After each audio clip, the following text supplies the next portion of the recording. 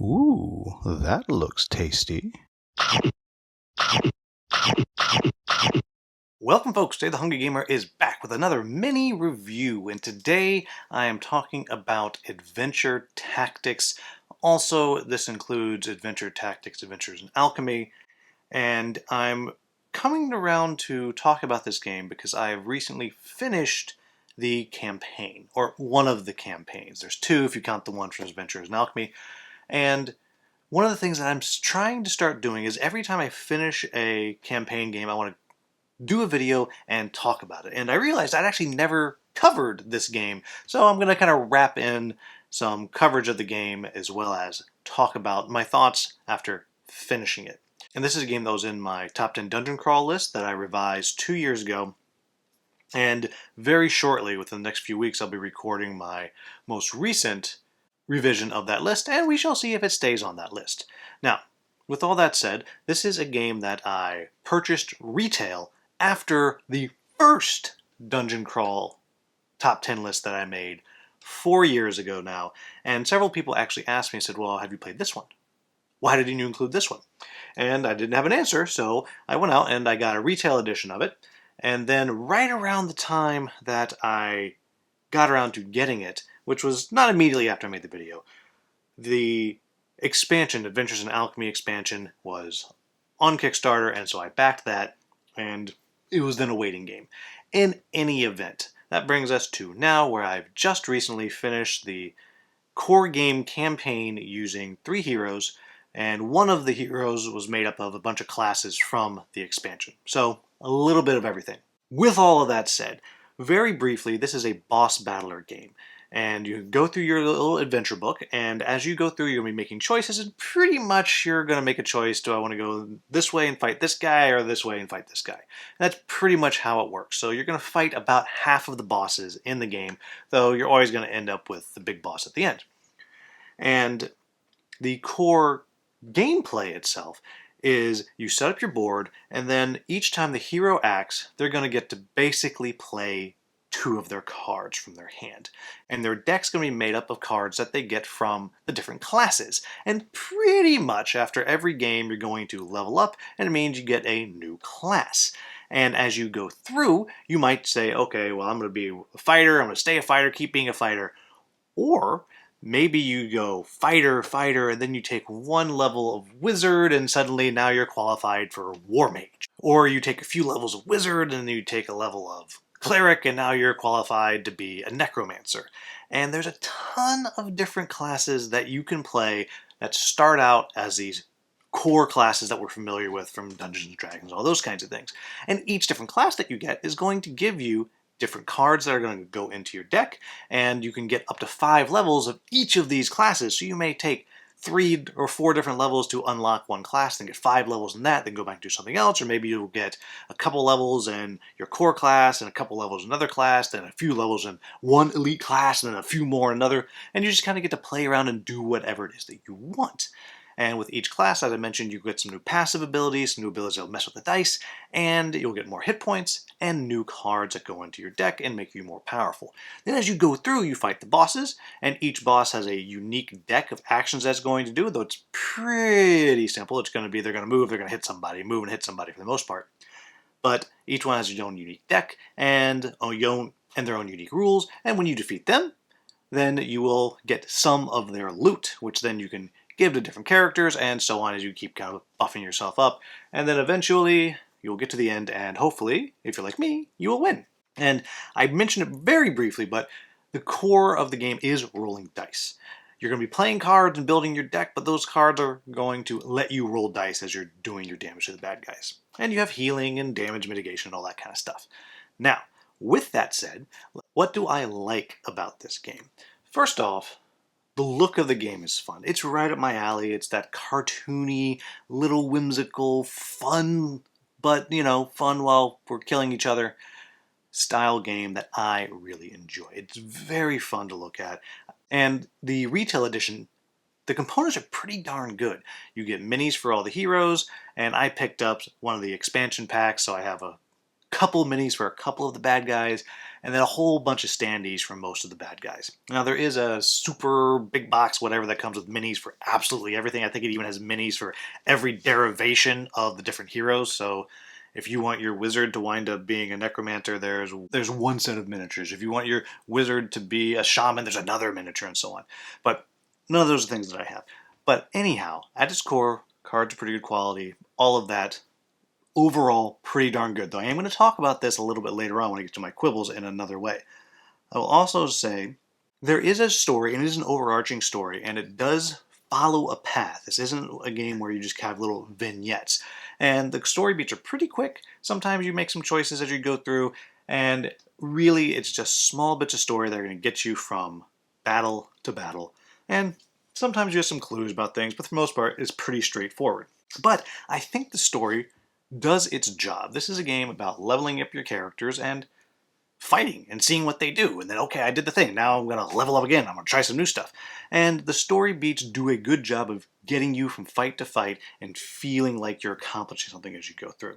Next thing I'll say is the core actual gameplay, this deck building and then using dice, is one that I really like. I've talked about that a lot before, how Battle for Greyport's one of my favorite deck builders because you're chucking dice and you're getting abilities with your cards, and most importantly, you're not using your cards to buy more cards. I find that so boring, and this is a deck building game, but you just get stuff. You make a choice and you get stuff, you put it in your deck and you go, and I really, really like that.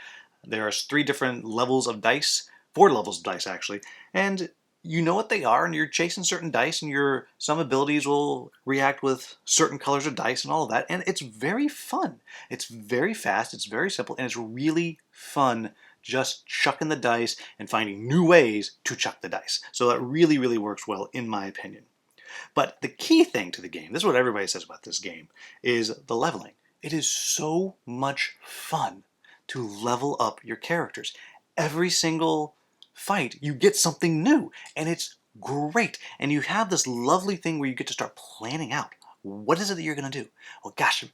And so for me, I was just kind of flipping through all the different options the little book gives you, and I was looking at the minis that I had, and there's a whole bunch of skeletons. I was like, I want to use those skeletons. That's what I want to do. So I found the way to make my character a necromancer, and I dug real deep into it, and I really loved the goblin character that you can play from the expansion, and I love the idea of alchemy, so I was like, I want to do a bunch of alchemy. So I did full 5 levels of alchemy, and then, oh, what else can I do? And then I saw there's this oracle ability. I was like, that's kind of cool, and I went down that path. And meanwhile, with my fighter, I went down one path of fighter, and then I saw this cool thing, this war blade, soul blade, magic blade is what it's called, there you go. And I went down that for a bit, and I was like, that's pretty cool. But then I was like, well, I have 1 level in wizard, so I dipped back down wizard in that way. And it's just so satisfying as you're looking for it. So, oh, I really want to do that, and figuring out how to get there, and you get there and try new things. It is intensely, intensely fun to level up your characters, because pretty much every level you're getting some fun new thing you didn't have before, and it's just a delight. The next thing is the bosses are really easy to manage. They're just not hard to manage. You stick them out there, flip the cards, and you do what it says. The explanation of each boss is really good. Now, that isn't to say that they're all easy. Some of them I think were pretty darn easy, but some of the scenarios are quite challenging as you're going through, and I really appreciate that not all of them are just kill. There are a few that are make your way from this side to this side and do a thing. Most of them are just fight and kill the boss, but not all of them, so I always do appreciate when that's a thing. And the next thing that I particularly like is, as I mentioned, you can go back and play the campaign a second time and have an almost completely different experience, even if you leveled up your characters exactly the same. And I don't know if it's exactly half, but for the most part, you're always picking one or the other, and then you go off and do something else. And I really like that. I can go back and play the core campaign again and feel like I'm having a different experience. And then if I change characters and levels, it's again another experience. So it's one that I will come back to at some point to just kind of try out new things and see what I missed. And along with that, this is one of those games that has one-off abilities. It came with several little side quests. I think each of the core packs kind of came with a little book that just has one-off scenarios that you get to do. And I really like that because there's not a lot of dungeon crawls out there that really work well as a one-off. And I think this one will work pretty darn well as a one-off. So, with that said, what are my quibbles with the game? Well, to start with, depending on the printing that you're able to get a hold of, and I did not do my research, so I don't know if this is a game that's had more than 2 printings, or if it's still out there, you can still get it. I mean, you can get it on the secondary market for sure. You can get it at Noble Knight. I Noble Knight Games. I know it's on there, for example. But depending on the printing you get, you will have wildly different quality of stuff. The very first printing, or the first printing that I have, had insanely warped player boards. They were so warped, they were practically unusable. Horribly warped. And they fixed it with the expansion and the second printing. Also in that first printing, you had very dull looking board tiles. And they did brighten those up a bit in that second printing though. And then again, I don't know if there's been more than one printing of the expansion, but in my particular version of the expansion, all the cards are warped. Just all of them. They are askew, kind of like this type thing. And along with that, the way that initiative is done, which actually is very, very cool. I like the initiative. You have little tokens with the initiative on it, and you shuffle them up and you put them out. But the new characters have chips that are of a different feel and type and weight than the other ones. So there's just some production misses as you go through. And again, if there is yet another printing of it, maybe all that got taken care of. But point is, depending on the version that you're going to get, you will have a different experience with the quality of the components. The next thing that I want to say is there's some tiles in there. There's quite a few tiles.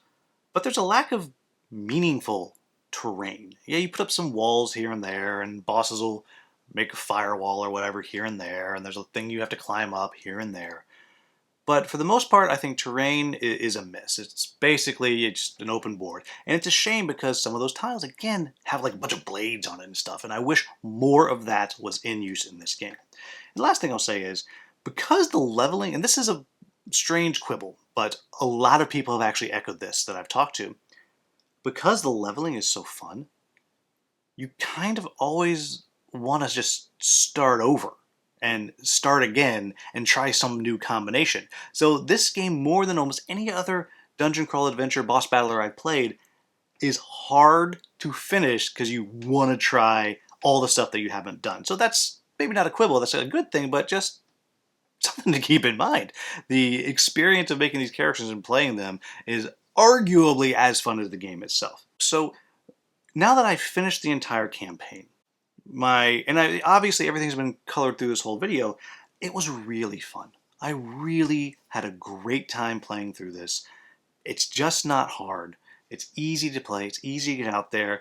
Games are not very long individually, and as I said, it's just so much fun making your characters. So because of that, I'm 100% going to at least play the Adventures in Alchemy campaign, and I'm probably going to play through the main campaign again because, as I was mentioning, there's all these different classes I didn't get to. In fact, there's a couple of just core characters I didn't even touch. I didn't even touch the rogue. I didn't even touch the archer. So I really want to play again, and I have at least 2 more plays through the whole thing. And if the Adventures in Alchemy campaign is like the core campaign, then that means I can probably play through that one twice as well. So a lot of replay here, and I've really, really enjoyed it. I love this idea that it's the one that I could get to experience with the one-offs. So all of that I really, really like. And then last thing I'm going to say is, get the retail.